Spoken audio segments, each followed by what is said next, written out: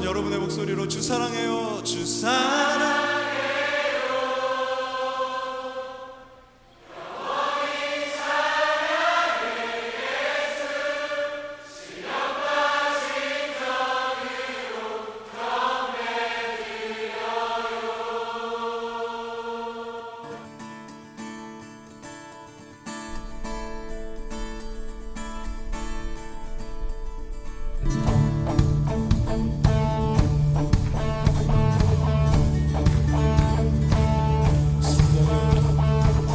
성령이여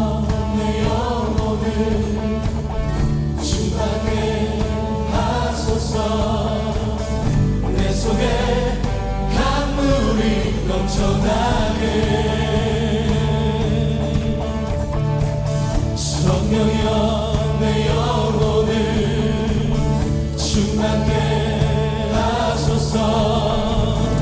내 속에 강물이 넘쳐나게. 성령 하나님, 성령 하나님, 나 다시 새롭게 하소서. 채우소서. 내 영혼이 세상 위로 다 이기고 다시 주 닮아가도록 채우소서. 채우소서. 내 영혼이 세상 위로 다 이기고 오직 주만 나타내도록. 성령여, 성령여 내 영혼을 충만케 하소서. 내 속에 강물이 넘쳐나게. 성령여 내 영혼을, 성령여 내 영혼을 충만케 하소서. 내 속에 강물이 넘쳐나게. 성령 하나님, 성령 하나님, 나 다시 새롭게 하소서. 채우소서. 채우소서. 내 영혼이 세상 유혹 다 이기고 다시 주를 닮아가도록 채우소서. 채우소서. 내 영혼이 세상 유혹 다 이기고 오직 주만 나타내도록 채우소서. 할렐루야. 채우소서. 내 영혼이 세상 유혹 다 이기고 다시 주를 닮아가도록 채우소서. 할렐루야. 채우소서. 내 영혼이 세상 유혹 다 이기고 오직 주만 나타내도록. 다시 한번 성령이여 내 영혼을, 성령이여 내 영혼을 주 앞에 간구합시다.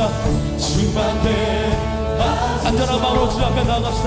내 속에 강물이 넘쳐나게.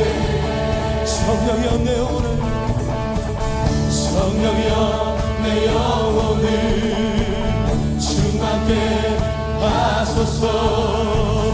내 속에 강물이 넘쳐나게. 성령 하나님, 성령 하나님, 나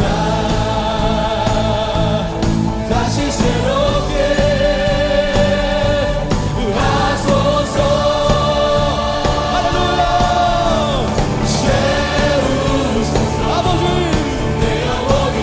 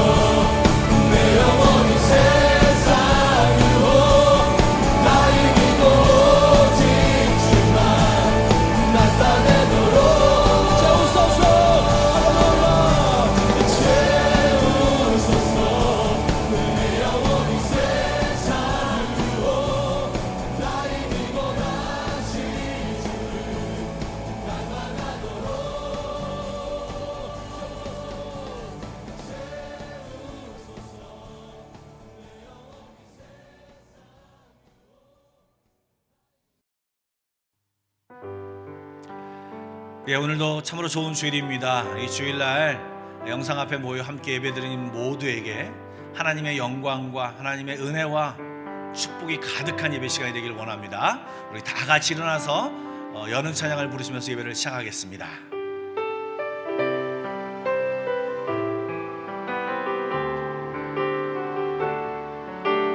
지존하신 주님 이름 앞에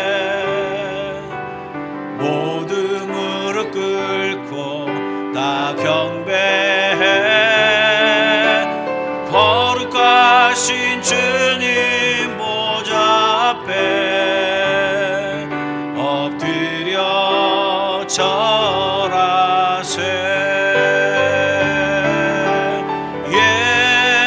예수는 그리스도,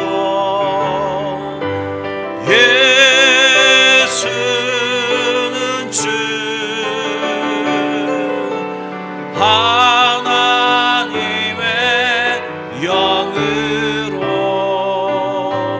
경배드리리. 예수는 그리스도, 예수는 그리스도, 예수는 주, 하나님의 영으로 경배드리리. 영광 영광 영광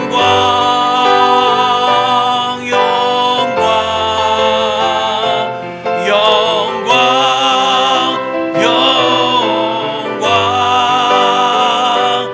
영광 영광 영광 영광. 사랑의 하나님, 감사를 드립니다. 오늘 거룩한 주일날 저희들 예배당에 한 자리에 모이진 못하였지만 삶의 처소에서 주님 앞에 머리를 숙이며 예배하기를 소원하여 이렇게 왔사오니 하나님, 우리 각 사람이 드리는 모든 예배를 주여 연락하여 주옵소서. 한 주간 동안 여러 가지 마음으로 다양한 상황으로 우리들이 마음을 빼앗겼지만 하나님, 주님을 기억하고 주님의 부르심에 합당하게 우리가 나왔사오니 주여 각 사람을 만나주시고 말씀을 통하여, 찬양을 통하여, 기도를 통하여 주님을 연락하며 주님을 열망하며 갈망하며 주께 나아가는 모든 성도들에게 주님 만나주는 놀라운 역사가 일어나게 하여 주시옵소서. 주님께 왔사오니 주님만 바라보니 주님께 집중하오니 이 시간 성령님 도와주시옵소서. 모든 영광을 주께 드리며 예수님의 이름으로 기도드리옵나이다. 아멘. 우리 한 목소리로 신앙 고백하겠습니다. 나는 전능하신 아버지 하나님 천지의 창조주를 믿습니다. 나는 그의 유일하신 아들 우리 주 예수 그리스도를 믿습니다. 그는 성녀로 잉태되어 동용녀 마리아에게서 나시고 본디오 빌라도에게 고난을 받아 십자가에 못 박혀 죽으시고 장사된 지 사흘 만에 죽은 자 가운데서 다시 살아나셨으며 하늘에 오르시어 전능하신 아버지 하나님 우편에 앉아 계시다가 거기로부터 살아있는 자와 죽은 자를 심판하러 오십니다. 나는 성령을 믿으며 거룩한 공교회와 성도의 교제와 죄를 용서받는 것과 몸의 부활과 영생을 믿습니다. 아멘. 이제 자리에 앉아서 저 앞에 경배와 찬양을 올리도록 하겠습니다. 오늘도 이 시간에 우리가 이 찬양으로 하나님께 영광을 돌리며 나아가겠습니다. 다 같이 고백하죠. 예수 우리 왕이여, 예수 우리 왕이여, 이곳에 오소서. 보좌로 주여, 보좌로 주여 임하사 찬양을 받아 주소서. 주님을 찬양하오니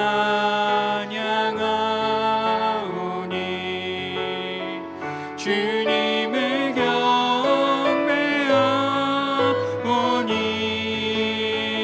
왕이신 예수여 오셔서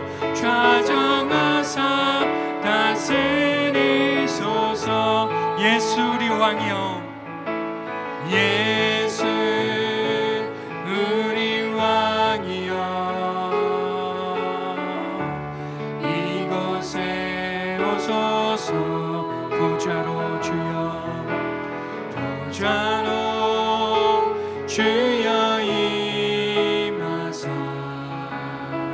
찬양을 받아주소서 주님을 찬양하오니 주님을 경배하오니 왕이신 예수여 오셔서 좌정하사 다스리소서 주님을 찬양합니다. 할렐루야 주님을 찬양하오니 주님을 경배하오니 왕이신 예수여 오셔서 좌정하사 다스리 우리 마지막으로 한 번 더 고백하죠. 주님을 찬양하오니 주님을 경배하오니 왕이신 예수여 오셔서 좌정하사 다스리소서. 아멘. 우리 이 시간 힘차게 박수하면서 찬양하겠습니다.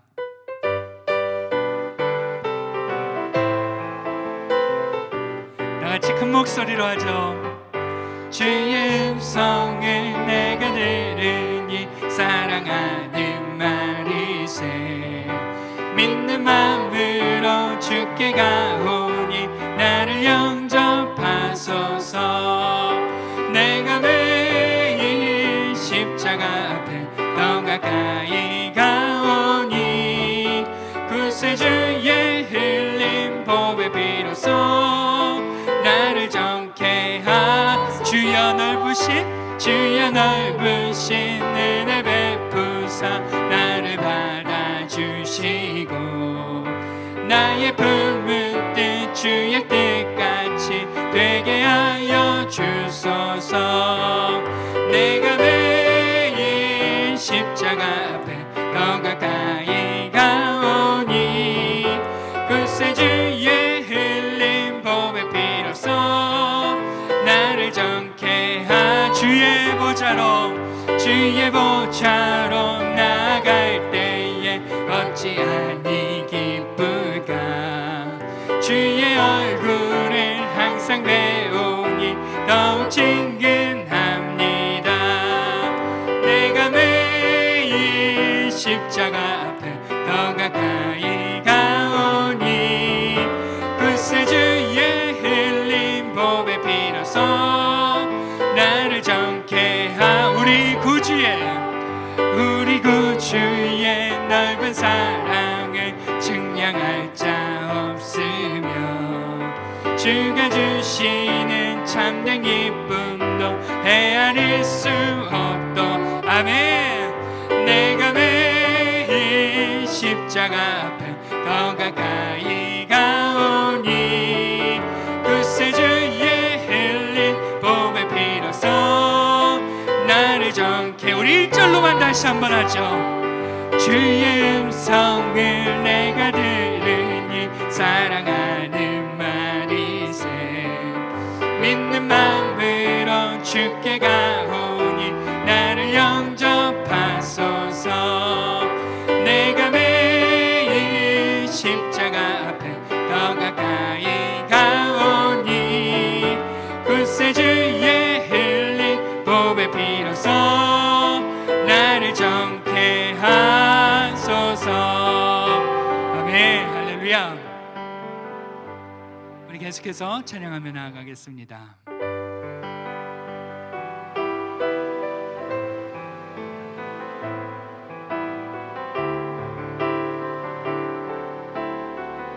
십자가 그 사랑,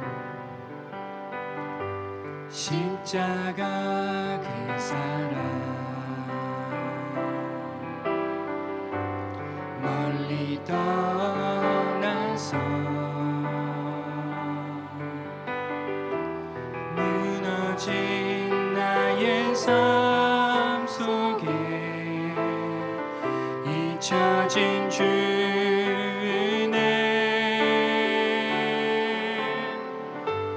돌 같은 내 마음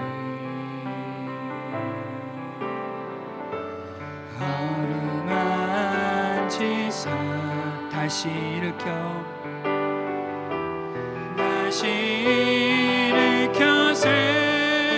세우신 주를 사랑합니다. 우리 다 같이 고백할까요? 주 나를 보아시고 나 붙드시니 나는 외롭고 주님의 자녀라. 주 너를 보아시고 주 너를 보아시고 너 붙드시니 너는 외롭고 존귀한 주의 자녀라. 지나간 일들을 기억하지 않고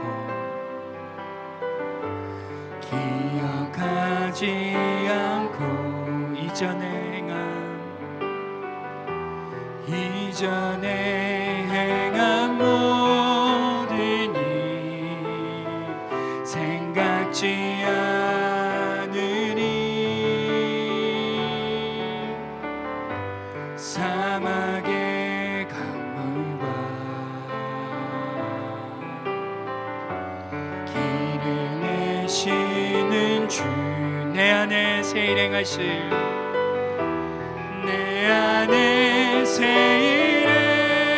행하실 주만 바라보리라. 아멘. 주 나를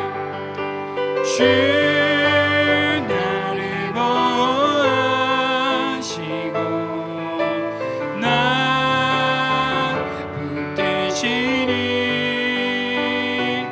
나는 외롭고 존귀한 주님의 자녀라. 주 너를 보아시고 주 너를 보아시고 너 붙드시니 너는 외롭고 존귀한 주의, 우리 한 번 더 고백하죠. 주 나를 보아시고 주 나를 보아시고 나 붙드시니 나는 외롭고 존귀한 주님의 자녀라. 주 너를 보아시고 너 붙드시니 너는 외롭고 존귀한 주의 자녀라. 우리 같이 한번 기도하겠습니다. 기도할 때 하나님, 오늘도 이 예배를 통하여 우리 하나님을 높이는 시간 되게 해달라고, 이 예배에 주시는 하나님의 마음들을 발견하는 시간 되게 해달라고 우리 같이 통성으로 기도하며 나아가겠습니다. 하나님 아버지, 오늘도 하나님 이 예배가 하나님 받으심직한 그러한 예배가 되기를 원합니다. 우리가 각자의 처소에서 여러 모양으로 하나님 예배를 드리지만 한마음 한뜻이 되어 하나님께 올려지는 예배가 되기를 원합니다. 하나님 이 예배를 주장하여 주시고 하나님 붙잡아 주셔서 하나님이 놀라우신 은혜를 경험하는 시간 될 수 있도록 주님 주장하여 주옵소서. 아버지 하나님 원하옵기는 이 시간을 통하여 하나님의 마음을 발견하는 시간 되기를 원하오니 하나님 말씀하여 주옵소서. 주의 종이 듣겠나이다 하는 하나님의 시간 되게 하여 주옵소서. 오늘도 예배를 주장하여 주시고 이끄시는 대로 하나님 주님께 영광 돌리는 그러한 시간 되게 하여 주옵소서. 오늘도 그 하나님을 기대합니다. 주님 앞세 하여 주옵소서.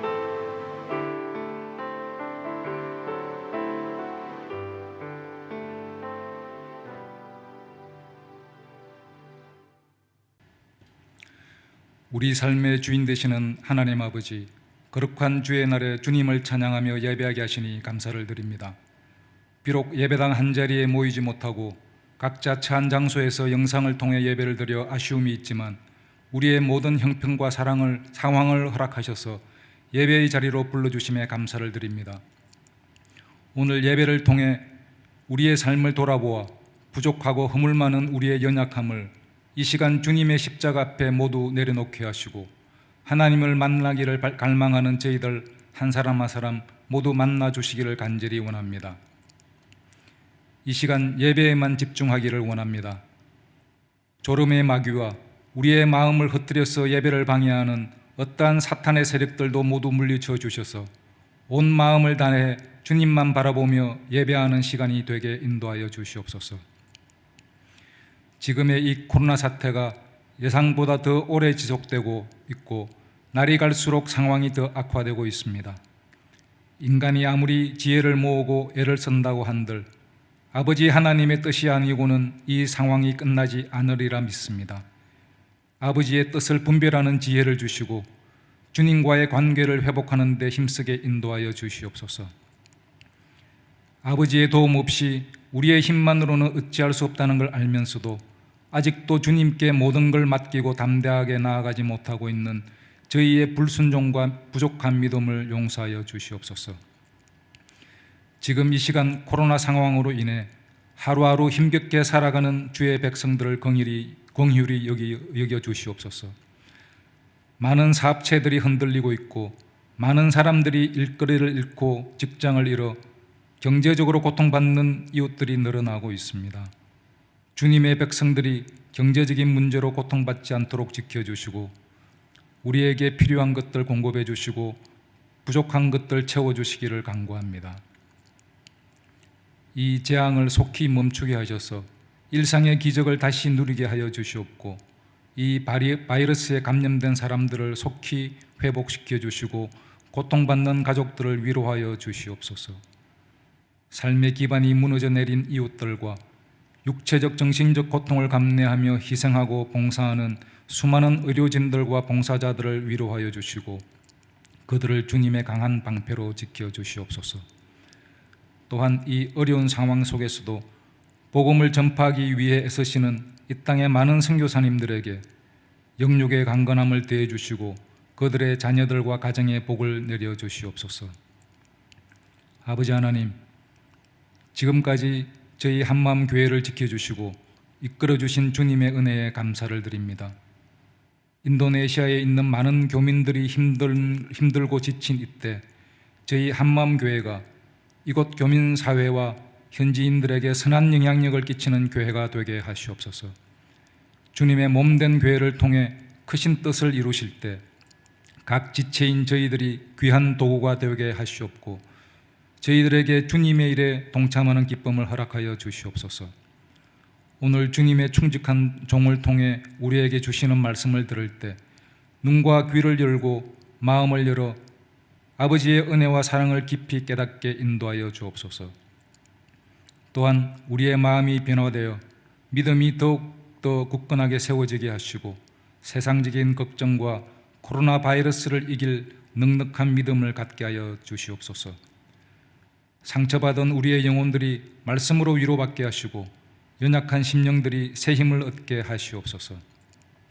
돕는 손길이 부족한 가운데 예배를 준비하느라 애쓰시는 백광호 목사님과 민미경 전도사님께 영육의 강건함을 더하여 주시옵소서. 또한 내조하시는 두 분 사모님들께도 주님의 풍성한 복을 내려주시길 기도합니다. 오늘 이 예배가 영과 진리로 드려지는 예배가 되게 하시옵고 예배의 시종을 주님께 의탁하오니 주님 홀로 영광 받으시기 원하며 우리 주 예수 그리스도의 이름으로 기도드립니다. 아멘.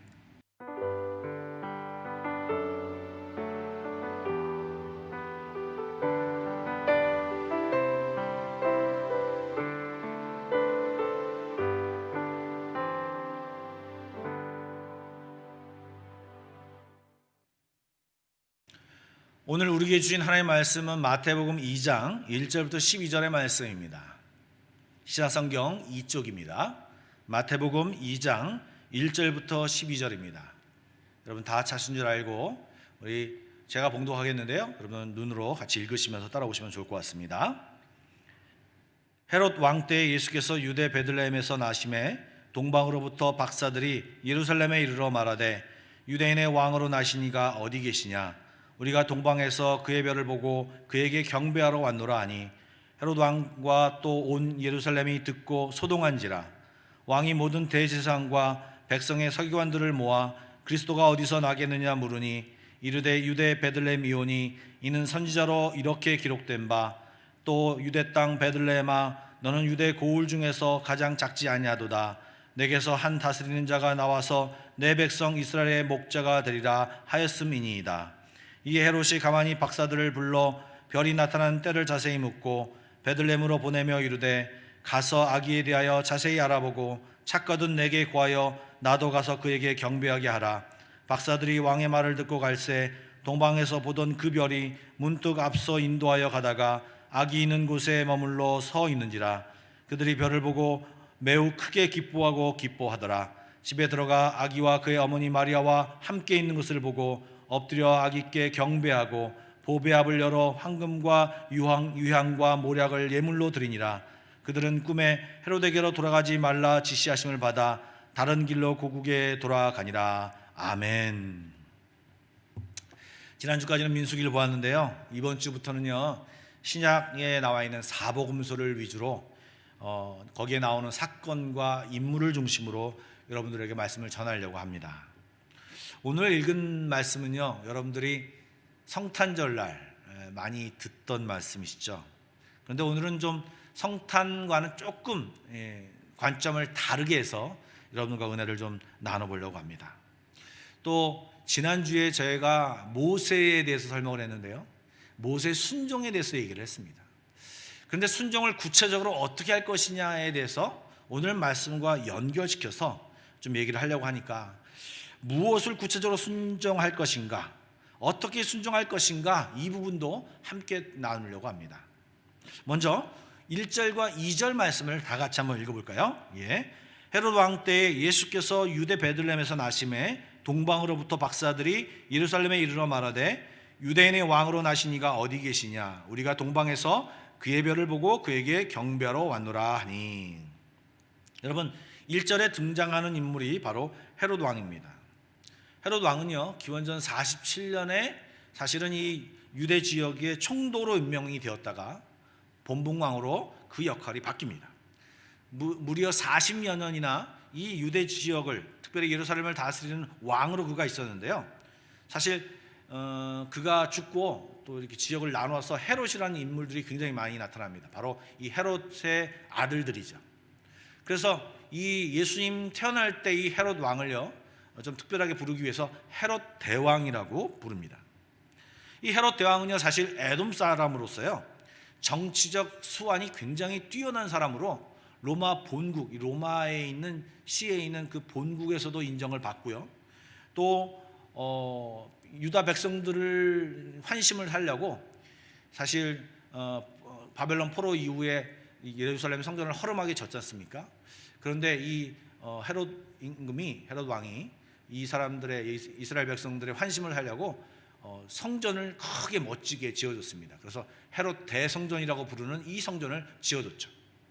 그리고 이스라엘 백성, 유다 백성들이 어렵다고 하는 얘기를 듣고 자기의 금 접시를 녹여서 백성의 식량들을 사는 등 이 정치적인 쇼를 굉장히 잘하는 그런 왕이었습니다.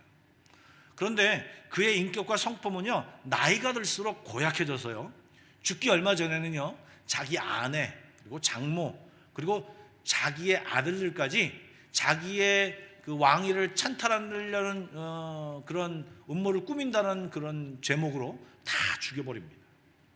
비인간적인 모습을 서슴없이 보이는 그런 왕이었습니다. 얼마나 고약했는지 괴팍했는지 성경학자 바클레이의 기록을 보면요, 헤롯 이 대왕이 유언을 했는데요, 그 유언에 이렇게 유언의 내용이 있답니다. 자기가 죽을 때쯤에 예루살렘에서 가장 존경받는 한 사람을 잡아라. 그리고 같이 감옥에 잡아두었다가 자기가 죽으면 그 사람을 같이 죽여라. 그래서 그 이유는요, 그 존경하는 사람이 죽으면 이 예루살렘의 사람들이 애도할 거 아닙니까? 그러니까 자기를 위해서는 애도하는 사람이 한 사람도 없을 테니까 이 애도하는 사람을 같이 겸해서 자기가 그 애도를 받겠다라는 의도로 같이 죽여달라고 하는 그런 명령을, 유언을 내릴 정도로 아주 고약하고 괴팍한 사람들이라고 합니다. 괴팍한 성격의 소유자의 왕이었다고 합니다. 그런데요, 이런 헤롯 왕 때 예수님이 이 땅에 오신 겁니다. 오늘 말씀해 보니까 유대 땅 베들레헴에 태어나셨다는 것입니다. 가짜 왕이 있는 그때에 진짜 왕, 그리고 영원하신 왕, 만왕의 왕이신 예수님이 이 땅에 오셨다는 것입니다. 그런데 불행하게도 이 사실을 아는 사람이 아무도 없었다고 하는 것입니다. 마태복음을 지은 이 12사도 중 한 사람인 마태는요, 사실 이 마태복음을 유대 사람을 대상으로 이 마태복음을 썼습니다. 그래서 유대 사람들에게 예수님이 그리스도다, 메시아다라는 것을 알리려고 그가 이 마태복음을 썼는데요, 마태복음이 이 구약에서부터 이 예수님이 예언된 사람이다, 예정된 사람이다, 아브라함과 다윗의 후손으로 이 오신 분이 바로 이 예수님이다라는 것을 얘기하기 위해서 족보 얘기를 꺼내자. 1장부터 족보가 나오지 않습니까?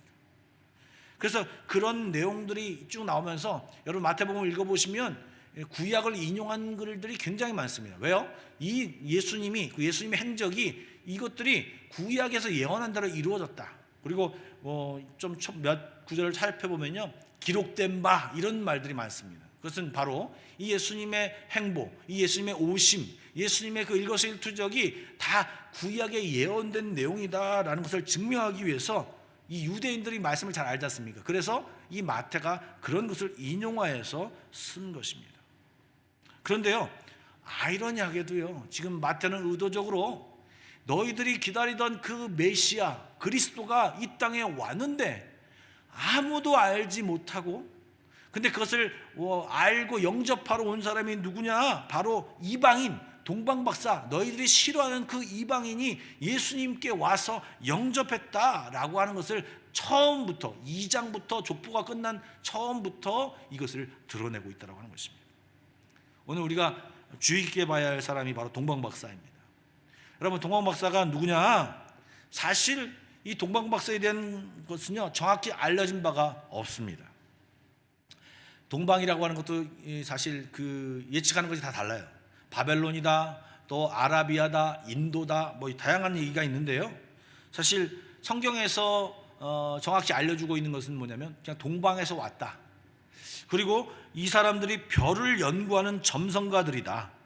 그리고 이들이 특별한 별을 보았는데 그 특별을 보고 이 별이 유대인의 왕을 상징하는 것으로 믿고 그 별을 쫓아왔다라고 하는 것을 생각할 수 있습니다.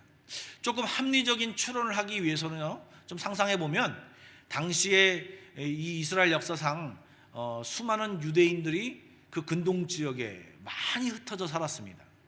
자이든 아니면 타이든 역사상에서 이렇게 볼모로 포로로 끌려가기도 했기 때문에 아수르와 바벨론, 페르시아 이런 역사를 겪으면서 근동 쪽의 수많은 지역의 디아스포라로 유대인들이 흩어져 살았기 때문에 이 점성가인, 이 동방박사들이 그 이야기를 듣고 이 메시아 사상을 얘기를 듣고 이들이 이 별을 보면서 이 유대인의 왕이라고 하는 사상을 생각해낼 것이다라고 알 것이다라고 하는 것을 추론할 수 있는 것입니다. 어쨌든 이들이 별을 보고 동방에서 어디서부터 유대 땅으로 찾아왔습니다.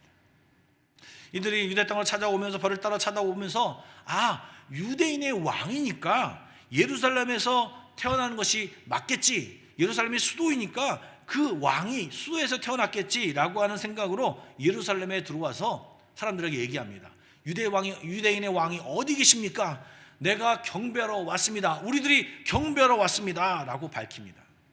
3절 말씀 한번 읽어볼까요? 3절 말씀에 보니까요, 여러분들, 헤로드 왕과 온 예루살렘이 듣고 소동했다라고 이야기합니다.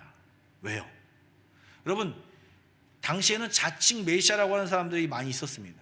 거짓으로 밝혀지기도 했죠. 그런데 자기가 메시아라고 하는 것이 아니라 이제 동방박사라고 특이한 사람이 와서 지금 자기네들은 지금 예루살렘에 또 이 유대 땅에 메시아가 태어났다라고 확신한 상태로 와서 지금 어디 있느냐, 내가 경배하고 싶다라고 오니까 이 이스라엘 백성, 특별히 예루살렘에 있는 백성들이 깜짝 놀라는 것이죠. 소동할 수밖에 없는 거죠. 그리고 또 다른 소동의 움직임은 뭐냐? 바로 정치권입니다. 왜요?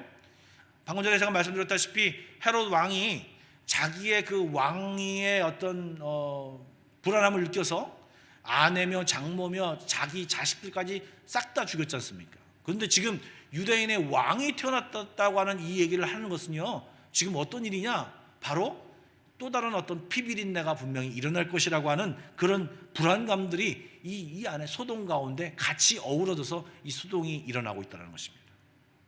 여러분, 지금부터가 중요합니다. 분명 지금 메시아가 이 땅에 탄생했다라고 하는 소식이 들렸습니다. 복음이 들린 거죠.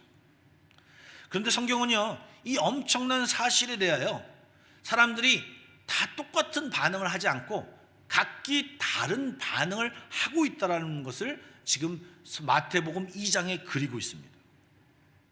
첫 번째요, 이 헤로드 왕같이 반응한 사람들의 모습을 그리고 있습니다. 어떤 모습을 하고 있나요? 겉의 모습은요, 되게 나이스합니다.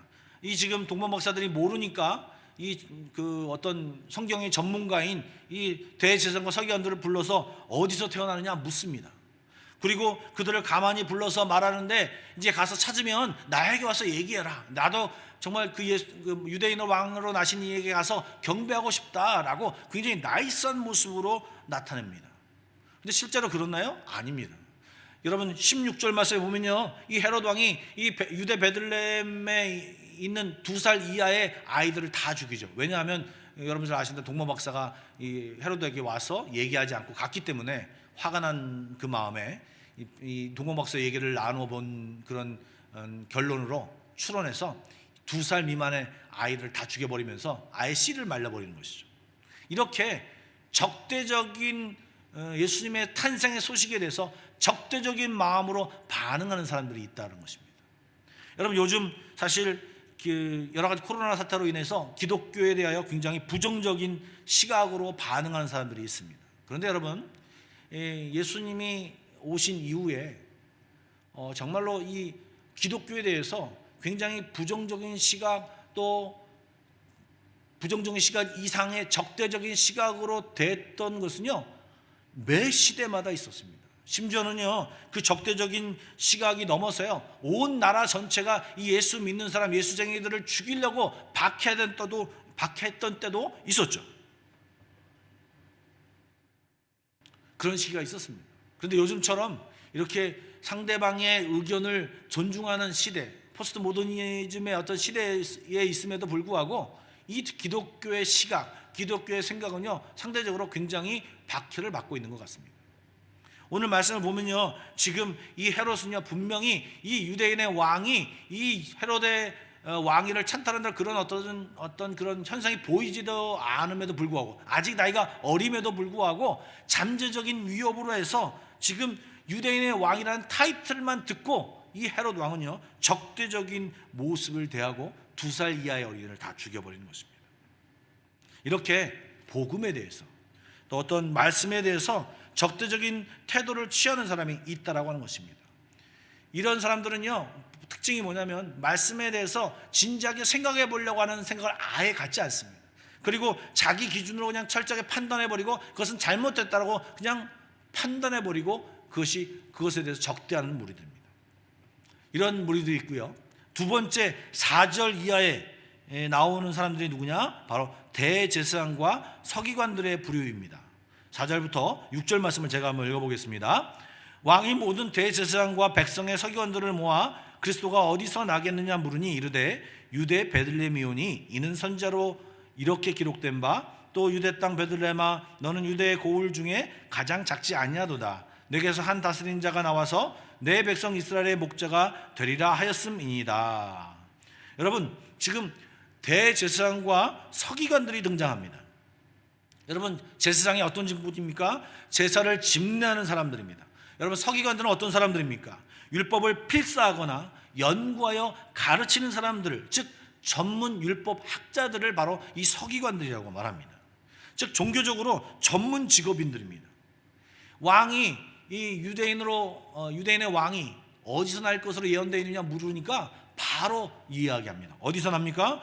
유대 베들레헴입니다 라고 말합니다. 그리고 바로 이야기하는 근거로 미가서 5장 2절, 그래서 그 말을 6절의 말씀으로 유대 땅 베들레헴아 너는 유대 고을 중에 가장 작지 아니하도다 라고 하면서 미가서 5장 2절 말씀을 인용해서 말합니다. 그런데요, 신기한 것은요, 이 대제사장과 서기관들의 대답은 여기서 끝입니다. 그 이후에 이들이 어떠한 행동을 했는지 아무것도 나와 있지 않습니다. 이들이 동방박사를 따라갔는지 뭔가 알아보려고 조치를 취했는지 그런 얘기가 전혀 나오지 않습니다.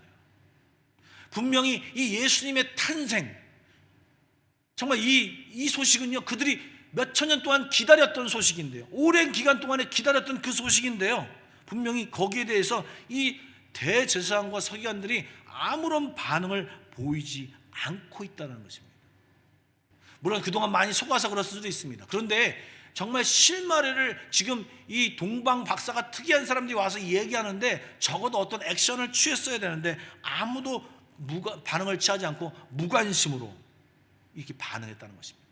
여러분, 신앙생활 하면서요, 가장 무서운 것은요, 어떤 적대적인 그런 것도 있지만 무서운 것은 무관심입니다. 신앙생활 하면서 습관적으로 교회 나오고요, 습관적으로 헌금하고요, 아무런 신앙의 모습을 갖지 않고 습관적으로 예배드리고 습관적으로 봉사하는 것, 이것은요, 죄송합니다, 진짜 신앙의 적입니다. 종교적인 습관, 종교적인 지식, 예, 좋습니다. 그런데요, 그것만 있어요. 알고 있는데요, 그건 거기로 끝이에요. 그 알고 있는 지식을 삶으로 살아내려고 하지 아니하고, 그 알고 있는 지식을 진짜 자기의 목숨을 걸고 인생을 살아내려고 하는 그런 어떤 노력도 거기에 없다는 것입니다. 정말 그들이 기다려야 되는 것은 메시아인데, 그들의 말씀의 그 주제가 바로 예수 그리스도인데, 지금 그분이 이 땅에 오셨다고 하는데 이들은 어떠한 반응도, 어떠한 흥분도, 어떠한 기대도, 어떠한 반응이 전혀 없음을 지금 이야기하고 있는 것입니다. 우리가 예배를 드려도, 신앙생활을 해도, 은혜가 무엇인지, 회개가 무엇인지, 신앙의 감격이 무엇인지, 성령의 역사가 무엇인지 전혀 체험하지도 못하고 알지도 못하고 신앙생활한다면 이것은 불행입니다. 지금 제가 말하는 것이 모든 우리 교인들이 전부 다 일어나서 막 열정적으로 찬양하고 눈물 콧물 흘리면서 막 기도하고 주야 주야 하면서 그런 어떤 TV에서 보이는 그런 어떤 모습으로 해야 된다는 얘기를 하는 것이 아닙니다. 사람들이 인격적이기 때문에 어떤 사람은 그렇게 열심으로 하는 분도 있는 바 반면에 어떤 분들은 점잖하게 반응하는 분도 있죠. 하나님의 만지심, 하나님의 그 따뜻한 그 놀라운 은혜를 체험할 때 정말 뜨겁게 반응하는 사람도 있고, 어떤 사람은 점잖하게 반응할 수도 있습니다. 제 얘기는요, 인격에 따라서 이 반응은 다 다를 수 있지만, 성향에 따라서 반응은 다 다를 수 있지만 반응이 반드시 있어야 한다는 것입니다. 분명히 예배 때마다 주의 말씀이 선포되고 생명의 말씀이 선포되고 우리를 향하신 하나님의 뜻이 선포되는데, 지금 예수님이 왔다고 하는데 52주를 들어도 아무런 반응이 없이, 어떤 결단도 없이 여기에 나와 있는 대제사장이나 서기관처럼 가만히 어떤 행동도 없이 있다면, 여러분, 그렇게 오래 믿은 것을 자랑하는 것이 수치입니다. 그런 반응 없이 직분을 갖고 있는 것이 이상한 것입니다. 예수를 만난 것, 예수님을 체험한 것, 은혜 받은 것, 이런 것을 얘기하며 살아가는 것이 정말 맞는 것이 신앙생활, 이런 것이 신앙생활인데 이런 것을 하지 않고 그냥 지식으로만 알고 있는 것은 죄송합니다. 진정한 의미로 그리스도인이 아닌 것입니다. 그런데요, 여러분, 이 동방박사를 생각해 보시기 바랍니다. 그들이 어디서 왔는지도 모릅니다. 그리고 그들에 대해서 잘 알려져 있지도 않습니다. 그런데 그들은요, 밤에 별을 따라왔어요. 여러분, 별을 낮에 보입니까? 그럼 밤에 이동했다는 소리예요. 그리고요, 지금 이 동방이라고 하는 얘기는요, 이 말씀의 상황상 가까운 곳이 아니에요. 먼 곳이에요. 그러면 광야를 지나서 왔다는 얘기예요. 여러분, 그 여행, 광야를 지나서 온 여행은요, 목숨을 건 여행입니다. 광야에는 도둑도 많고요, 짐승도 많고요, 이 더운 지방에서 있기 때문에 수많은 어떤 여러 가지 다양한 변수가 생길 수 있는 일인데, 사실 어딘지도 모르고 이들은 별을 따라서 그 긴 여행을 하고 왔다라고 하는 것입니다. 그리고 더 기가 막힌 것은요, 이 사람들은요, 이 유대 백성들처럼 예수님에 대한 이 어떤 지식이 많지 않습니다. 정확한 정보도 없어요. 그리고 그들이 정확한 정보가 없기 때문에 유대인 왕으로 나신 이가 예루살렘에 있을 거라고 하는 생각으로 지금 예루살렘에 와서 이야기한 것입니다. 즉, 그들이 확신하고 왔지만 그들이 알고 있는 정보와 생각들은 불명확한 것들이 가득하다고 하는 것입니다. 그런데요, 그들은요, 그들이 알고 있는 것, 믿고 있는 것에 헌신하여 따라왔다는 것입니다. 그리고 진리를 알고 싶어서, 정말 그들이 알고 있는 것을 진짜로 알고 싶어서 그들이 시간을 투자하고 헌신하여서 그들이 왔다라고 하는 것입니다. 그리고 여러분, 11절 말씀에 보면 아기 예수를 만났을 때 어떡합니까? 황금과 유황과 몰약을 그 아기 예수께 드렸다, 예물로 드렸다라고 하는 것입니다. 여러분, 이것은 그냥 작은 금액의 것이 아니에요. 정말 값진 보물이에요. 근데 이 긴 시간을 투자해서 온 뒤에 이 중요하고 값진 보석을 이 예수님께 드렸어요. 그런데 누구 하나 그것을 박수치는 사람이 없어요. 잘했다고 박수치는 사람이 거기 없어요. 그리고 이것을 인정해 준 사람도 없어요. 그냥 세 사람이 와서 경배하고 그리고 떠나가는 것이에요. 그러나 그들은요, 비록 불확실한 상태에서 여행을 시작해서 지식도 많지 않은 상태에서 그들이 와서 실수도 하고 엉뚱한 곳에서 예수님을 찾았지만, 정말 그들이 엉뚱한 곳에 와서 찾았지만 그 찾으려는 열망 때문에 유대 베들레헴이라는 사실을 알게 되었어요. 그리고 그로 이동할 때 하나님이 사인을 보여주셨어요. 맞다라고 하는 사인을 보여주셨어요. 그리고 실제로 예수님을 만나 뵀어요. 그리고 그에게 경배했어요. 뿐만 아니라 그 이후에 이 하나님이 헤롯에게 가지 말라고 하는 그것을 꿈으로 직접 지도함을 받았어요. 이러한 놀라운 경험을 하면서 이 동방박사는요, 하나님의 사람, 하나님의 응답을 들으며 그들은 기쁨으로 고국으로 돌아가게 된 것입니다. 여러분, 그들은요, 예수님이 처음 오셨을 때에 이 소수, 누가복음에 나오는 목자들, 그리고 성전 안에 있는 몇 명의 사람들만 예수님의 그 탄생한 이 예수님을 보았지 않습니까? 그런데 이 동방박사는 그 사람 외에 유일하게 예수님의 탄생을 본 영광을 누리게 된 것입니다. 그리고요, 그들이 순종했을 때 만약에 그들이 헤로드 왕에 가서 얘기했다면 어쩌면 이들이 아마 죽임을 당했을지 모르겠습니다. 그런 헤롯의 마술을 벗어날 수 있는 하나님의 놀라운 인도하심도 경험하게 된 것입니다. 그들이 알던 모르더니요. 이 12절밖에 안 되는 이 말씀에 우리에게 시사하는 바가 아주 큽니다. 분명히 하나님의 예수님의 탄생 소식, 그리고 놀라운 복음이 이 선포되었는데, 지금 살펴보는 것처럼 세 가지 형태의 반응이 나타나듯이 우리가 하나님의 말씀을 들을 때 우리들이 이 세 가지 형태로 반응한다고 하는 것입니다. 헤롯 왕처럼 적대적으로 악용하기 위해서 예수를 믿거나 예수를 믿지 않는 사람들은 우리 안에 없겠죠. 그러나 참 아이러니한 것은요, 이런 부류의 사람들이 오히려 이 열정, 이 적재시하는 그 열정이 변하여서 언젠가는 하나님을 제대로 만나게 되면 정말 열정적으로 믿는 사람으로 변하기도 한다는 것입니다. 이거 누굽니까? 사도 바울이지 않습니까? 오늘 얘기하고 싶은 사람은요, 대부분의 사람들이요 말씀을 들으며 아무 반응이 없다는 것입니다. 마치 문어 강좌를 듣듯이 그냥 듣고 그 지식을 알면서 그 지식을 아는 것으로 만족하고요, 그리고 그 지식을 아는 것이 마치 신앙을 소유하는 것처럼 살고 있다는 것에 문제가 있습니다. 우리는 대제사장처럼 서기관들처럼 목사들처럼 가르치면서 교사하면서 그 말씀의 진짜 가치와 그 말씀의 놀라운 능력을 살아보면서 누리지 못하는 사람들이 얼마나 많은지 모릅니다. 왜 누리지 못합니까? 그 말씀대로 살아보지 않았기 때문에 그렇습니다. 그 말씀대로 살아보지 않았기 때문에 그 말씀대로 살았을 때 하나님이 나와 함께 하심으로, 하나님과 나와 동행하심으로 나타난 그 놀라운 역사를 전혀 체험할 수도 없고 알지도 못하고 깨닫지도 못하고 그런 가운데 생활하니까 계속 말씀은 붙들고 있는데, 성경책은 들고 다니는데, 성경책은 비치하고 다니는데, 성경책의 내용은 인식하고 다니는데, 이 말씀대로 살지 못하고, 이 말씀을 내 마음속에 받아들이지 못하고, 이 말씀대로 내 생명의 목적으로 살지 못하기 때문에 이 말씀 속에 있는 진짜 놀라운 위력과 가치와 행복과 축복을 받아 누리지 못한다고 하는 것입니다. 이유는 여러 가지겠죠.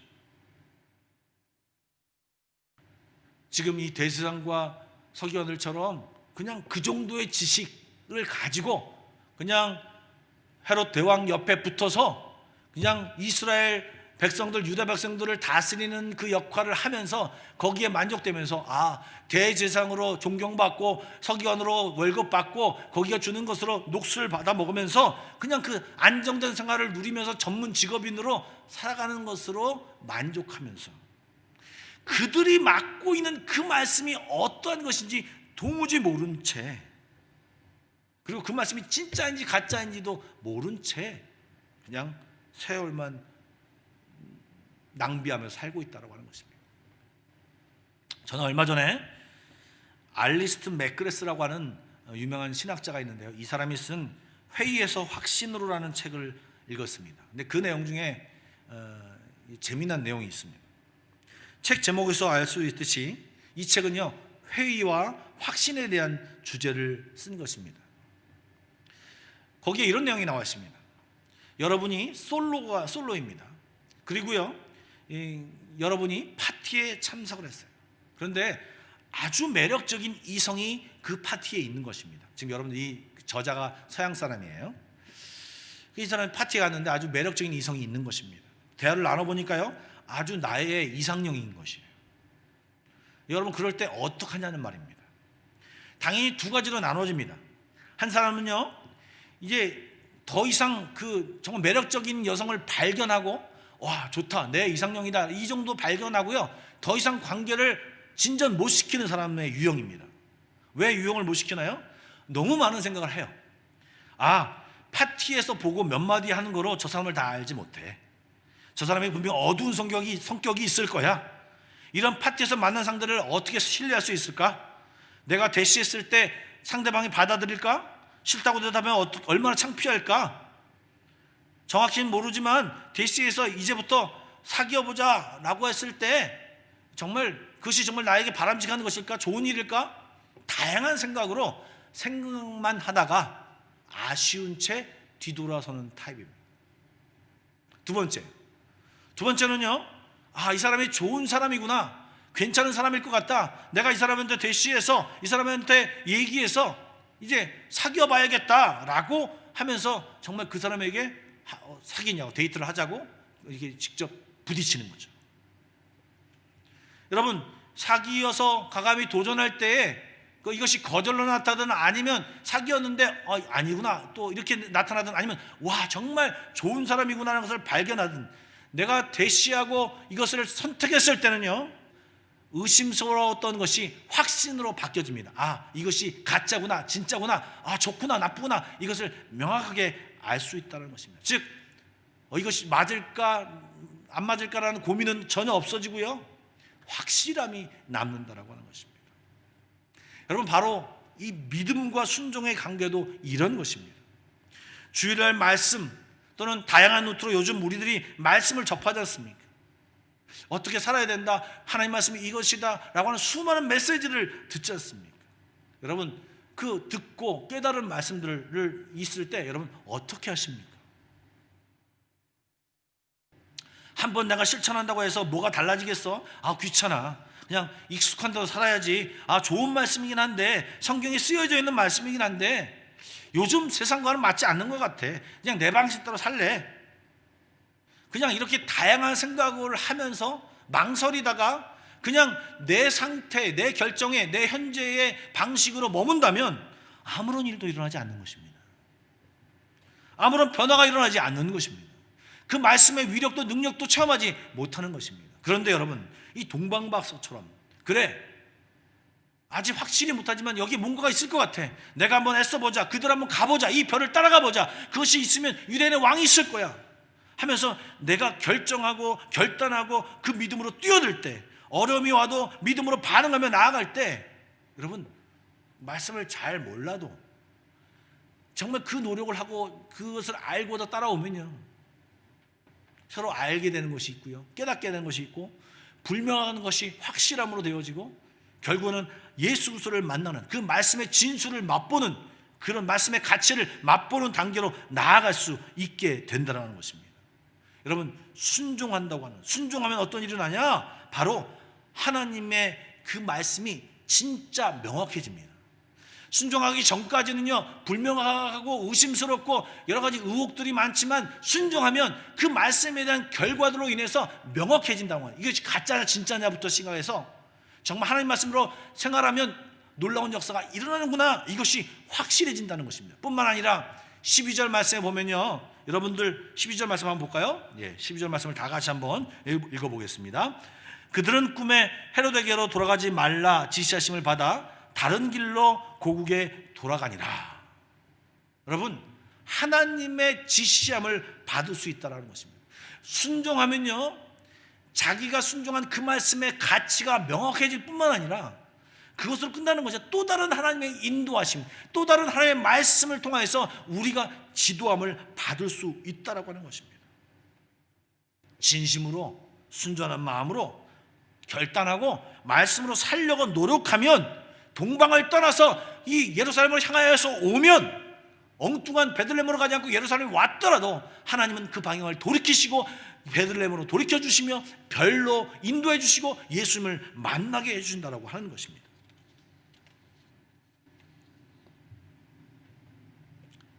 쉽지 않은 일이죠. 그러나 여러분, 신경 쓰고 우리가 그것을 몸부림칠 때 놀라운 역사가 일어난다고 하는 것입니다. 요즘 많지는 않지만 지금 계속해서 1월 달부터 성경을 읽고 있는 그룹들이 있습니다. 하루에 5장씩, 3장씩 읽고 있는 그룹들이 있는데요, 정말 힘들어요. 매일매일 그렇게 읽는다고 하는 건 쉽지 않습니다. 중간에 읽지 못하고 포기하였다가 다시 읽는 분도 계시고, 한 분도 빠지지 않고 계속 열심히 읽는 분도 계시고, 다양한 분들이 계십니다. 그런데요, 신경 쓰고 읽으면요, 그것이 깨달음이 있어요. 여러분, 신경 쓰고 읽는 사람들은요, 신경 쓰고 읽은 만큼 알게 되어 있어요.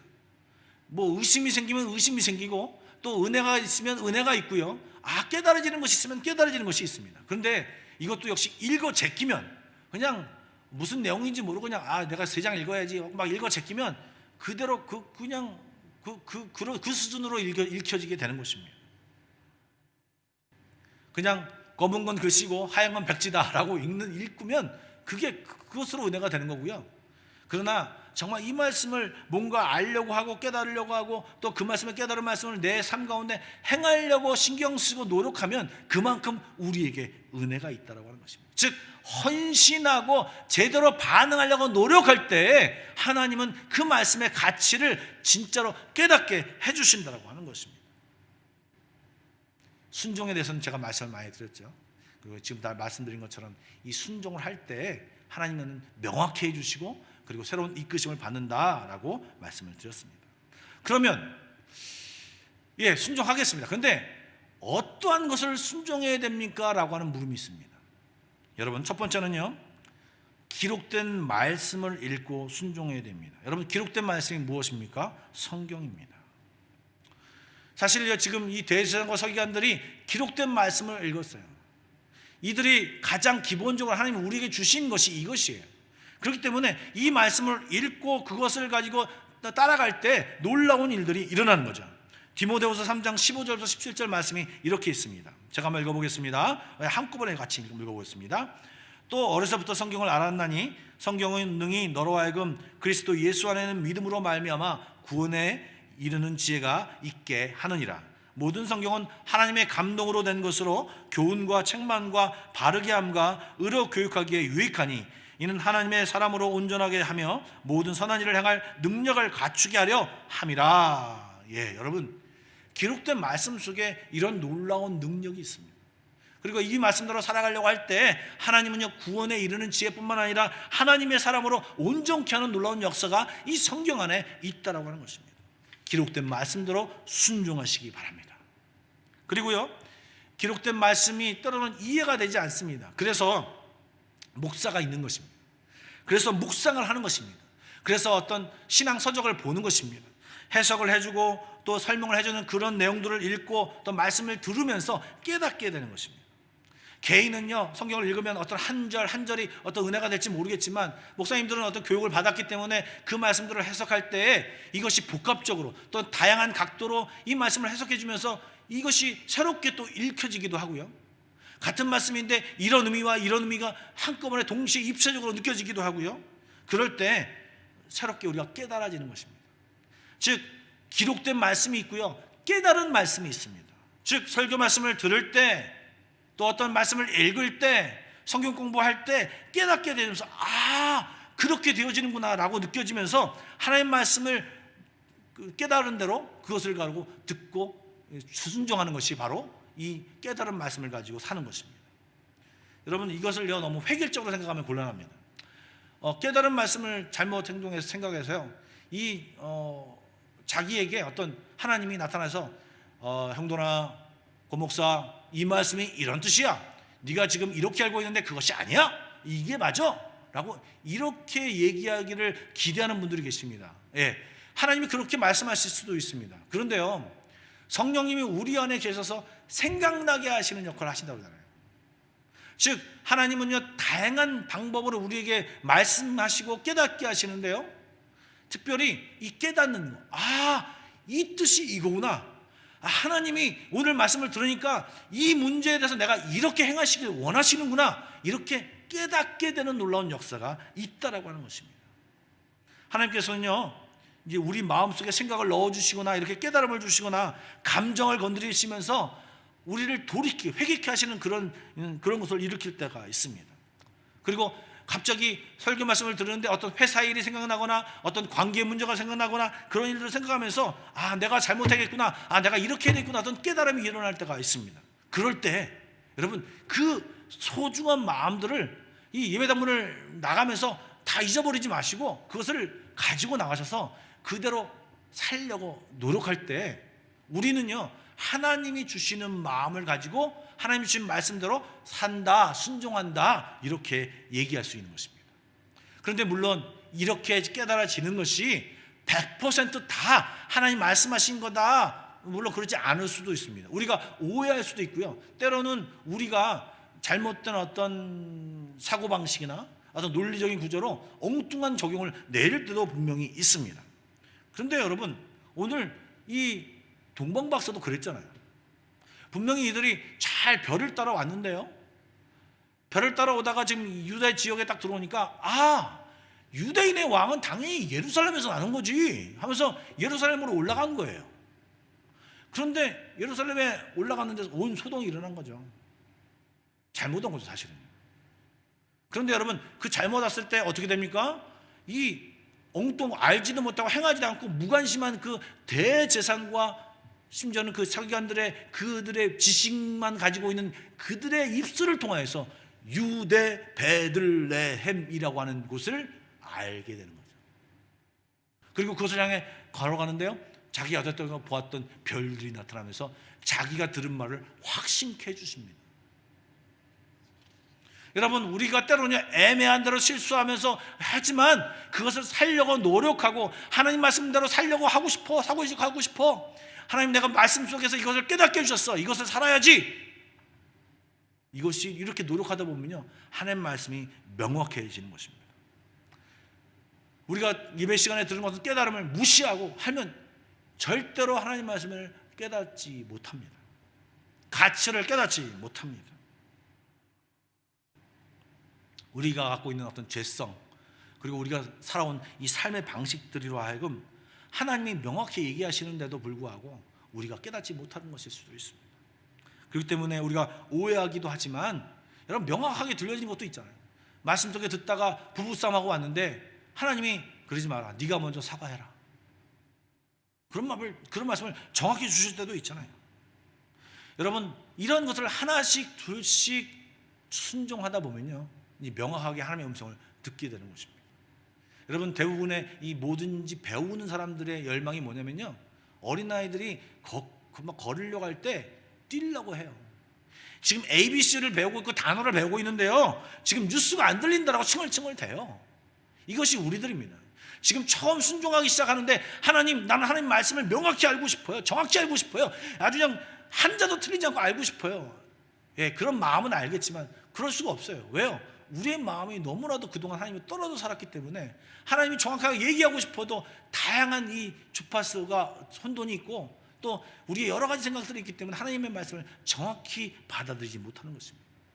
사랑하는 한마음교회 성도 여러분, 한마디로 하나님 말씀을 잘 순종하고 잘 반응하려면요, 이 동방박사처럼 하나님 말씀에 순종하는 열정, 결단, 진정성, 그리고 제대로 된 반응, 이것이 있어야만 하나님을 만나는, 예수님을 만나는 경험을 하고, 그리고 이 동방박사들이 정말 이 체험한 놀라운 기쁨과 행복을 우리도 받아 누릴 수 있다고 하는 것입니다. 그리고 그 순종의 기쁨, 그리고 그 열정으로 저 앞에 나왔을 때 주님이 주시는 그 놀라운 행복함, 이것을 우리가 누릴 수 있다고 하는 것입니다. 사랑하는 한마음교회 성도 여러분, 오늘 이 동방박사의 모습이 우리에게 있는지 한번 돌아봐야 됩니다. 말씀은 듣는데 행동이 없는 예배, 말씀은 52주 계속 듣고 있는데 변화가 없는 예배, 결단이 없는 예배, 이것은 어떻게 보면 진정한 예배가 아닐 수 있습니다. 사랑하는 여러분, 주님의 부르심에, 주의 말씀에 온전한 반응을 하는, 여러분 처음부터 100%의 반응을 원하지 않습니다. 그러나 여러분 어떠한 반응이라도 해야 됩니다. 하나님, 내가 이 말씀을 주셨는데 지금 내 수준으로 이 말씀을 따라가지 못해요. 하나님, 내게 이 말씀을 순종할 수 있는 마음을 주십시오, 능력을 주십시오. 이렇게 안 되면 그렇게 기도하십시오. 이것도 제대로 된 반응이죠. 하나님, 나에게 이런 말씀을 주셨으니 내가 이 말씀대로 살겠습니다, 너무 힘들지만 살아보겠습니다 라고 100% 순종하는 사람이 있는 것 반면에, 못하겠으면 하나님, 힘들면 이 마음 그대로 나아가서 하나님 도와달라고 구하는 것이 우리들의 삶의 모습이 되어야 할 것입니다.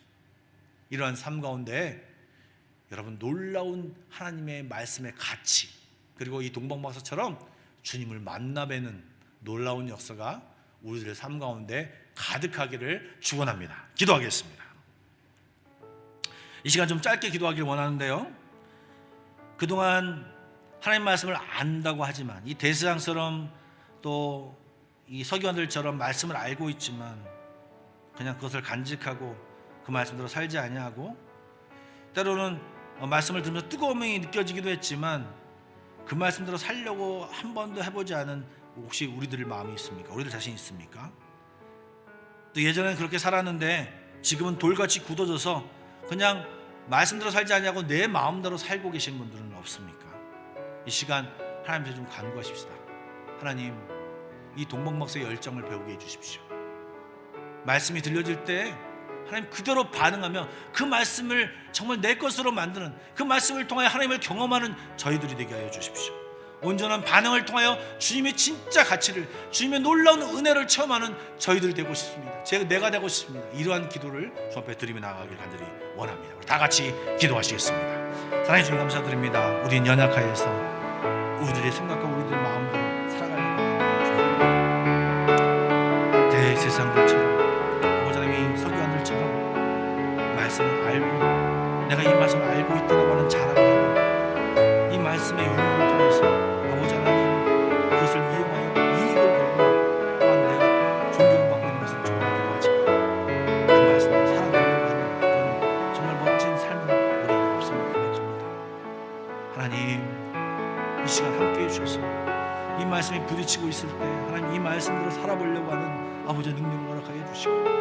성령님이 지금 말씀하실 때 하나님 이 말씀대로 살아보겠습니다. 여태 동안 살아보지 않았지만 이제 아버지 새로운 마음으로 살아보겠습니다. 주여 이 말씀을 부딪힐 때 이 말씀대로 살아보겠습니다는 말씀을 살게 하여 주시고 온전한 마음으로 살아갈 때 이 말씀 속에 있는 진정한 가치와 이 말씀 속에 나타날 하나님의 놀라운 영광, 하나님이 주신 놀라운 축복들을 누리며 살아갈 수 있도록 인도하여 주옵소서. 그래서 하나님 앞에 놀라운 영광을 드리며 더욱더 하나님의 인도하심을 받고 그동안 알지 못했던 불확신 속에 있었던 것들이 명확해지는 놀라운 역사를 체험하여 주시옵소서. 그렇게 하시는 걸 기다립니다. 사랑해 주님 감사드립니다. 오늘 우리가 잘 알고 있는 이 동복 목사의 말씀을 통하여서 우리를 도전하여 주시니 감사드립니다. 연약했던 우리들, 말씀을 들어도 알지 못하고 때로는 마음에 뜨끔한 것이 있고 아버지 마음에 뜨거움이 있는데도 애써 무시하고 내 방식대로 내 마음대로 살아갔던 우리들, 하나님 이제 말씀을 듣고 아버지 이 말씀에 반응하며 온전한 반응을 하나님께 올려드리기를 소원하는데 성령님 도와주십시오. 다시 원위치 하고 다시 아버지 내 마음대로 살아갈까 두렵습니다. 성령님 도와주시고 인도하여 주셔서 이 말씀이 정말 이 동방박사처럼 아름답게 열매 맺을 수 있도록 주여 인도하여 주시고 힘주시고 우리를 부추겨 주셔서 하나님 온전히 주의 말씀을 순종하는 저희들 될 수 있도록 인도하여 주시옵소서. 그렇게 하시는 하나님을 기대합니다. 예수님의 이름으로 기도드리옵나이다. 아멘. 찬송가 391장 부르시면서 준비하신 예물을 하나님께 드리도록 하겠습니다. 1절만 부르겠습니다.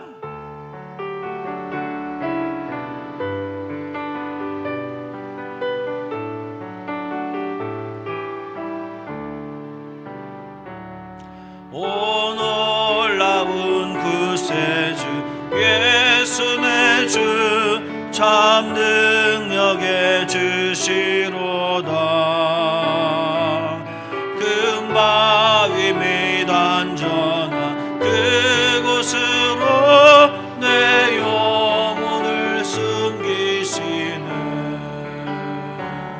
내 마른 땅을 종일 걸어가도 나 피곤치 아니하며 저 위험한 곳 내가 이를 때면 큰 바위에 숨기시고 주 손으로 덮으시 메마른 땅을 종일 걸어가도 메마른 땅을 종일 걸어가도 나 피곤치 아니하며 저 위험한 곳 내가 예를 때면 큰 바위에 숨기시고 주 손으로 덮으시네. 기도하겠습니다. 사랑해 주님 감사드립니다. 오늘도 주님 앞에 저희들의 마음을 담아 예물을 드립니다. 하나님 주님 앞에 나올 때마다 우리의 마음을 드리길 원하며 하나님 앞에 아래는 소원들이 각각 있음을 고백합니다. 하나님 여러 가지 어려운 상황 속에서 직장으로나 가정적으로나 또 개인적으로 수많은 일들이 우리에게 펼쳐져 있음을 고백합니다. 살아계신 하나님 우리들을 기억하여 주시고 우리의 삶 가운데 간섭하여 주시고 주의 보호하심이 넘치는 저희들의 삶이 될 수 있도록 인도하여 주옵소서. 말씀을 들으면서 하나님 온전한 반응을 해야 하는데 우리에게 지혜를 주시고 우리의 삶 속에서 정말 아름다운 반응을 하며 살아가는 저희들 될 수 있도록 축복하여 주시옵소서. 살아계신 예수님의 이름으로 기도드리옵나이다. 아멘. 교회 소식을 말씀드리도록 하겠습니다. 여러분 아시는 대로 이제 2주간 또 연장이 되었습니다. 여러분 계시는 곳에서 안전하게 또 각자 조심하시면서 좀 살아가시면 좋을 것 같고요. 교회는 이 기간 동안 어떻게 할 것이냐면 다음 주부터는 현장 방송을 하겠습니다. 그래서 여러분들 모두 다 나오시라고 초대하진 않는데요. 예배당에서 예배 드리고 싶은 분들은 오셔도 좋을 것 같습니다. 저희 그 다르마강사 측에서 50명 이하를 모이면 된다라는 그런 지침을 받았는데 여러분들 오셔서 같이 함께 예배하시면 좋을 것 같습니다. 아울러 저희들이 이제 예배를 드리고 지금 방금 전에 헌금 기도를 제가 했는데요. 헌금을 이제 온라인으로 이제 내게 되어 있는데요. 여러분들 잊지 마시고 헌금에 참여해 주시고, 그리고 나는 계좌가 없어서 못 붙이겠다고 하신 분들은 주중에 교회에 나오셔서 헌금함이 있으니까 헌금함에다가 헌금을 해주시면 감사하겠습니다. 그리고 계속해서 Pray Together 1, 2, 3 기도점을 가지고 기도하는 일에 동참해 주시고, 아침 저녁으로 하루에 2번 3분 이상씩 이 기도점을 가지고 기도해 주시면 감사하겠습니다. 우리 좌우 옆 사람 가면 인사하겠습니다. 하나님 앞에 온전한 반응을 합시다. 다시 한번요. 사랑하고 축복합니다. 다 같이 일어나서 결단성 부르고 축도로 예배를 마치겠습니다.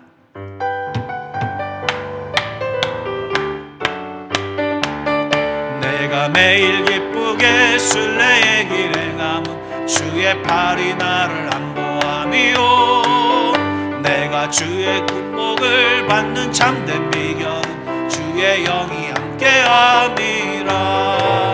성령이 계시네, 할렐루야 함께하시네. 좁은 길을 걸으며 만나 기뻐하는 것 주의 영이 함께함이라. 성령이 계시네, 성령이 계시네, 할렐루야 함께하시. 성령이 계시네, 성령이 계시네, 할렐루야 함께하시네. 좁은 길을 걸으며 만나 기뻐하는 것 주의 영이 함께함이라. 이제는 우리 주 예수 그리스도의 은혜와 하나님 아버지의 놀라우신 사랑하심과 성령님의 감화감동 인도하심이 오늘도 동방박사처럼 자기의 삶을 들여 온전한 반응을 하길 원하는 모든 성도들 머리 위에, 우리 한마음교회 위에, 또한 각 가정과 직장 위에 지금부터 영원까지 함께 하시기를 간절히 축원하옵나이다. 아멘.